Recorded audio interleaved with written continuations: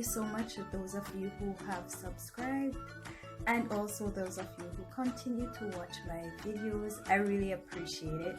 I know it's really different for me. I am more of the shy type. I don't like being in front of the camera. I would prefer to take pictures or make videos from behind the scenes, but here I am, I'm doing YouTube. So today I will be doing the teacher tag. This video will allow you to find out more about me and the reason why I became a teacher, and also my experience so far as a teacher.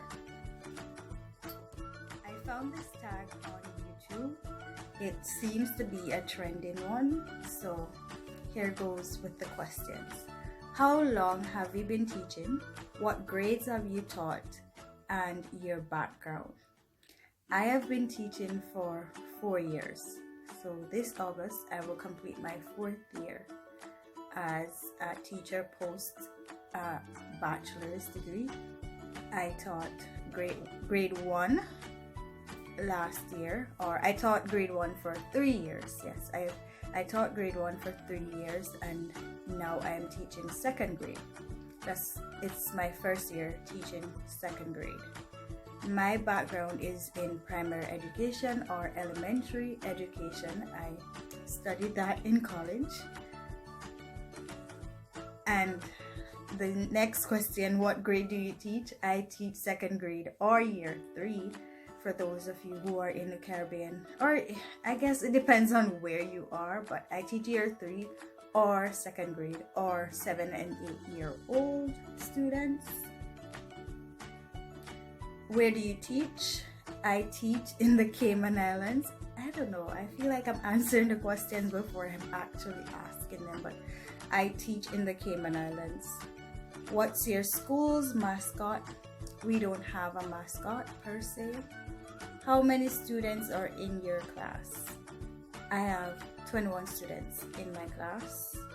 What is your ideal class size? My ideal class size would be 14 to 17 students, thereabout. I feel like it would be better to have less students in the class. That way you could make connections or build relationships better or quicker. Not saying that you can't build relationships when you have 21 students, but when it comes on to the workload, writing report cards, making assessments, marking books, and all of that, the more students you have, the more work you have to do. Next question, what's your favorite Starbucks drink? I don't have one. I rarely do Starbucks. There's just something about whatever they have that doesn't really work well with me. What's your favorite online resource? Well, over the last year or 2 years, I think that I really began scaling down, so I no longer run to online resources like that anymore, because the way that our system is, we have resources that are online, different connections or different platforms that we can use. So I don't necessarily use a particular online resource, even though if it would be that I'm thinking of the past or before I began scaling back on all the things that I use, I would say Teachers Pay Teachers and Pinterest. Pinterest really for the ideas. I love to look on different concepts or different aspects of the curriculum, different ways to present the curriculum. So Pinterest would be one, but in terms of gathering resources or collecting resources, I don't have a favorite online resource, because I'm trying to stay away from that, because I find that the online resources that teachers use tend to take away our money and our time. So the less you use those, the better it is for you. Describe your perfect classroom. I don't think there's a perfect classroom. There's no perfect classroom. So to describe one, that would, I don't know, but I would say a classroom that is well run by me would include students engaged and students ready to learn. There's a lot of fun, a free environment. Describe your perfect classroom. My perfect classroom would be a classroom where students are learning and they're having fun. Also a classroom where we build relationships. So a focus on relationships would be my perfect classroom. I think as long as we have the relationships in place, then everything else will run smoothly. What's your favorite part of teaching?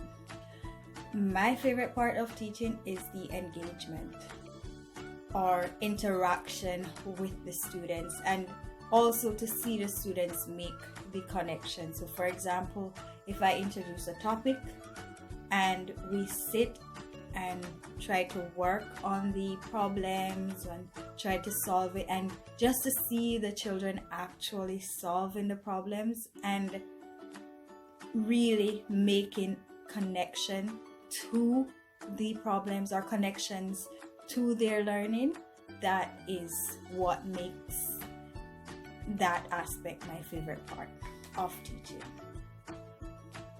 What's your least favorite part of teaching? I would say lesson observations.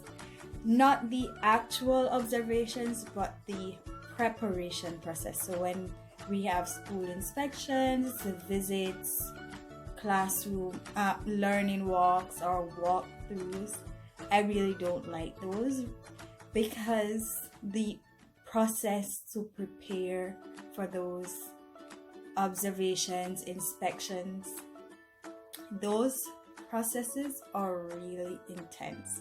You can spend hours and hours and hours and hours doing it, and it's always sometimes I feel anxious, or I have all these anxieties like, is this gonna work? Or even after the observation, I'm asking myself, did I do that well? Did I say that properly? Did the students understand? Should I have done it another way? So the anxiety that comes with the observations and the inspections, that's really my least favorite part. What advice would you give a beginning teacher or someone who wants to become a teacher? My advice, the only advice I would have, is to trust the process, to understand that it's not what it seems to be or what it is made out to be, in the sense that sometimes it depends on where you're from or what you watch. Some people make teaching look like a walk in the park, or it may seem like it's super hard and it's super challenging and you can't do it. But once you trust the process, you will be okay. You have to trust your instincts, trust your gut feeling on anything that you're going to do. Have confidence in yourself. Be your own motivation. You will need this as a teacher, especially it really depends on the area where you work or the school you work in, the community. If you don't have confidence in yourself, you will fail, or you will feel like a failure most of the times, especially when the challenges come. So my advice, trust the process and be confident in yourself. Be confident that you became a teacher for this reason and this reason only, and it doesn't matter what happens, it doesn't matter what anyone says or what grade you receive, what feedback you get, how the students may behave in your class. You have to understand that you have confidence in yourself. I am a good teacher. I can be the best teacher, so don't worry about anything. Thank you so much for watching my video.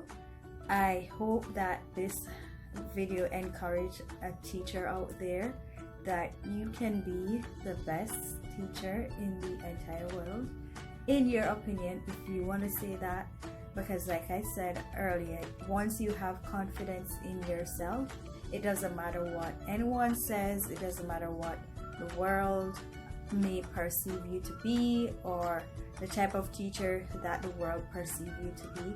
So I hope this video encourages you to continue as a teacher if you're already a teacher, or if you are not yet a teacher. I hope that you'll find comfort in this video knowing that teaching is really what you make it to be. So if you make it to be that you are a brilliant teacher, you will be a brilliant teacher. Or if you look at it as a job that sucks or a job that you shouldn't be doing, that's what it will be to you. So you have to ensure that you have the right mindset if you are going to be a teacher and remain in the field for a long time.